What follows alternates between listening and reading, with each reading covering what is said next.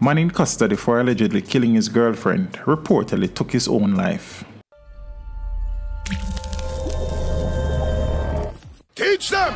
Always make sure the message reach them! The man who is alleged to have killed his pregnant girlfriend in Rhoden Hall, Clarendon, on Sunday, June 20, has reportedly committed suicide.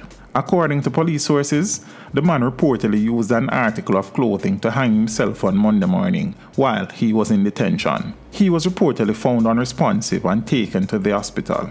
An investigation has been launched into the events leading up to the man's death. He was in custody for reportedly killing his girlfriend, Tashika McKay. According to reports, McKay's 4-year-old child reportedly found her body. It is alleged that the man slashed the young woman's throat during a dispute at her home. Meanwhile, videos circulating on social media show the accused being escorted from the area by heavily armed members of the Jamaica Constabulary Force who rescued him from the angry mob that had converged.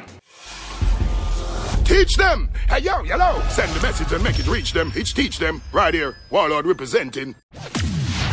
Thank you for watching. Like the video before you go. Please subscribe if you haven't done so. And remember to share the video with your friends and family. And browse the channel for more quality content. Until next time, walk good, my friends. Teach them!